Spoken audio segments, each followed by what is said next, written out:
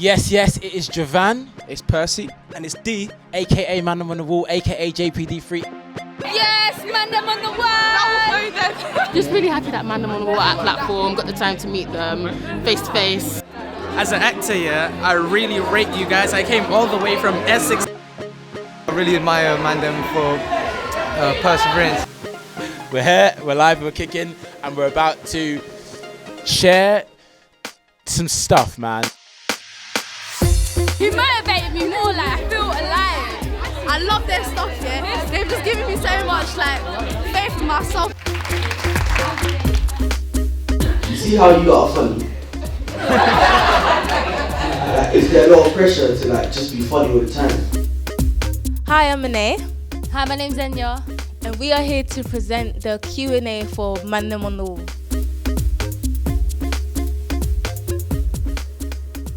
So how did you guys come up with Mandem On The Wall? What we did was we just looked at all of the different, the Jazzies, the A-Squeezies, the Janics, Hamza, all the people that were online at the time doing comedy, Shadrach and the Mandem, and we said, okay, cool, what's missing, what's the gap, where can we fit into this?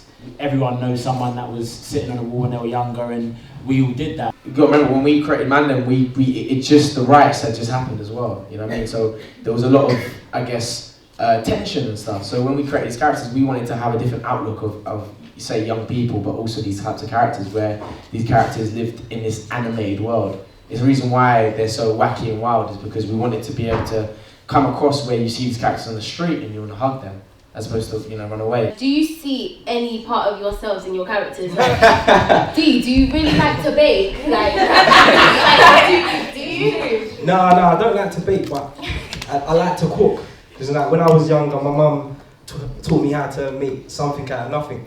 You know what I'm saying? When you're at home, you only got rice. It might be salad cream in the fridge. You find a way to make something. So that's that's the closest I get to that. But do we see ourselves in the character? Yeah, there's a piece. Javan and Percy say it all the time. When you're acting, there's always a piece of yourself in the character.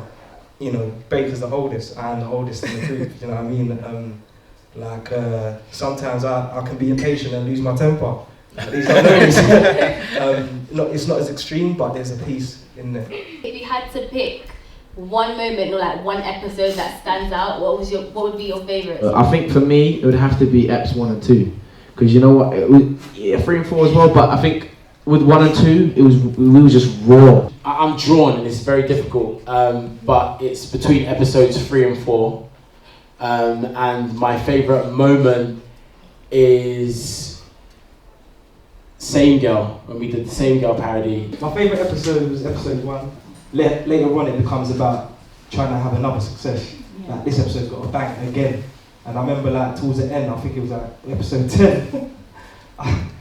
Man was trying to do Oscar award-winning performances and it was comedy. I don't even want to watch that episode because I don't even know what I was doing from. If, let's say, Hollywood was going to make a full film of your lives, who would you want to play your characters, or who would you want to play you? I got a son, and I see how he moves, and I think he might have his daddy's talent. So so if I'm right, then it would be him. Do you know what I mean? He's a little bit better looking, but you know what I mean. That's how it always goes down like that.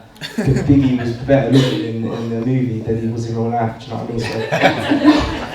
So. It feels great to be at events like this where, young people looking up to you. It's what we do this for, really. You have the side of it where you are a creative and you want to create content, but at the same time, you want to inspire other young people who want to follow in your footsteps to produce more content, more people like you, more culture for the industry and grow the scene.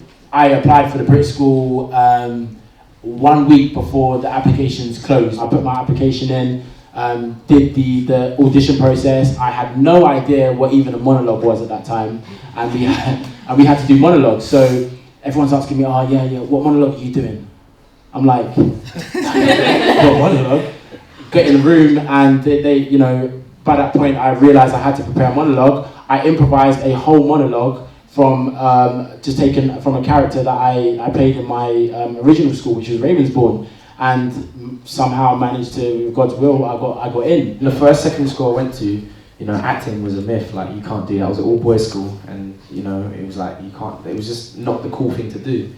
And I remember, you know, applying to the Brit school, same as Jay, and you know, I got in and I was just ecstatic about that. The funny thing about Brit school is that even with all 80 students in our class, you know, only say 4 or 5 of us are working, and that's not due to the industry. That's just due to people's work ethic. You know what I mean? Me and Jay were the only ones really willing to kind of go out there and chase this dream. Do you know what I mean? And for D, you know what I mean, he went to a school where it wasn't the same as Brit in terms of that policy and the fundamentals, but he still came out of it, do you know what I'm saying, a very successful man. I just wanted to, you know, for him to start open up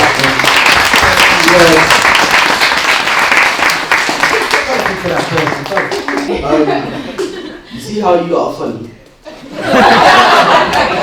Like, is there a lot of pressure to like just be funny all the time? For me, it's been 5 years of learning how to be comedic, you know what I mean, in sense of like in obviously on stage and then obviously in TV and film.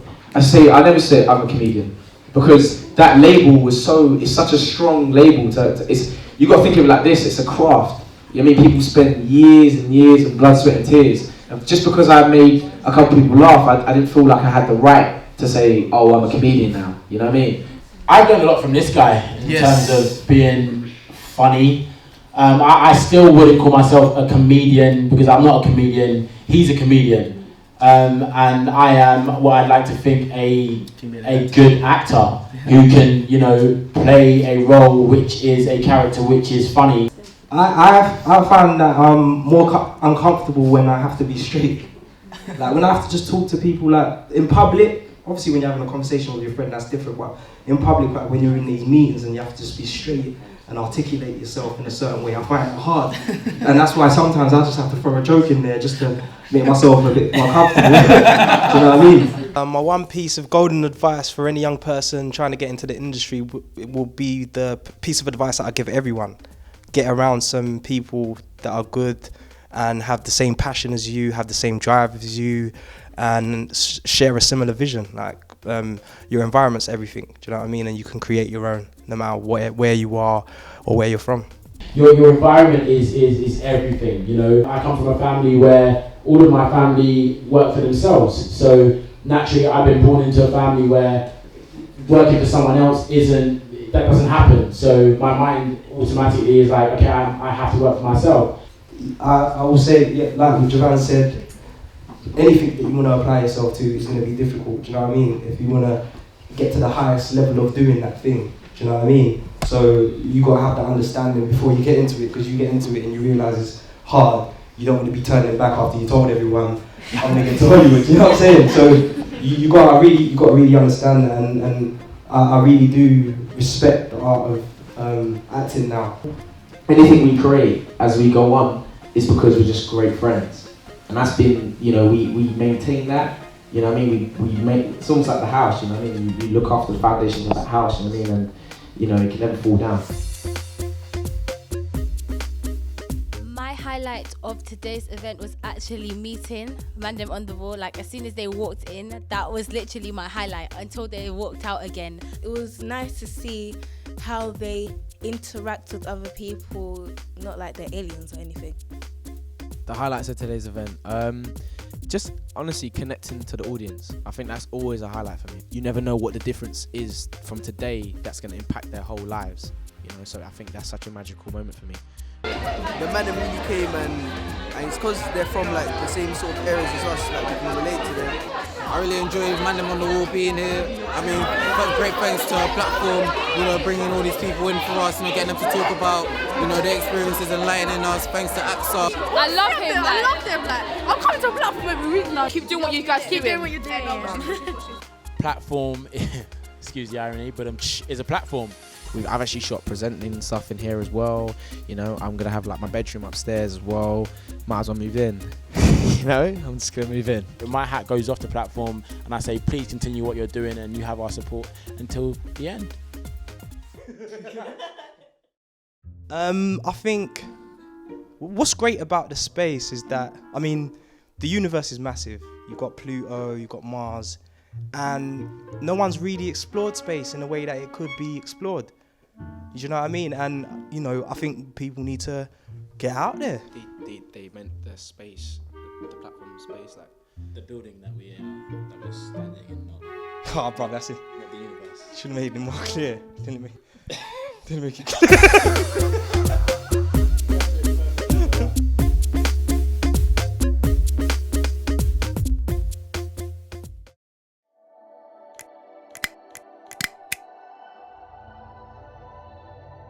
How the lighting is, how is the light?